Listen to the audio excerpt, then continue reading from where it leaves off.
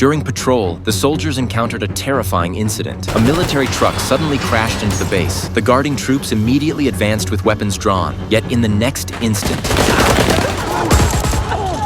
after eliminating the guards, the enemy launched an assault on the gatehouse. Though the soldiers fought back fiercely, the enemy overwhelmed them with superior firepower, seizing control of the entrance and trapping everyone inside the base. Next, Brooke ordered his men to advance into the compound. Their objective, locate Mansour, a terrorist being held captive here. It turned out that just today, Scott had led the SEAL team to assist Agent Zoe in transferring this terrorist to the island base. Unexpectedly, the transfer began as the base came under attack. Though the terrorists' surprise assault gave them the upper hand, Scott's Special Operations Squad reacted swiftly. Using cover, they established a defensive line and temporarily held off the terrorists. Now, facing relentless enemy assaults, Scott ordered the team to execute an extraction maneuver. This widely used battlefield retreat tactic involved frontline members firing maximum suppressive fire while withdrawing in a specific direction, while the rest provided covering fire. Team members then cycled through firing positions in sequence, coordinating to create a caterpillar-like movement pattern that gradually withdrew from enemy range. Just as Scott and Zoe reunited to board the evacuation helicopter, an enemy shell destroyed the aircraft, cutting off their escape route. The group had no choice but to quickly take cover and retreat toward the main prison. Meanwhile, Brooke had already led his men in a flanking assault to breach the base defenses. He ordered his men to release all detained prisoners, forcing those who refused to surrender to join his suicide squad while executing resistors on the spot. As the battlefield situation grew increasingly dire with enemy forces encircling from the flanks, Scott ordered the squad to accelerate their withdrawal for a safe exit. However, Ash was struck in the back by enemy fire during the retreat. Fortunately, Ash's exceptional physical conditioning allowed him to find cover in time, yet the gunshot wound severely hampered his movement.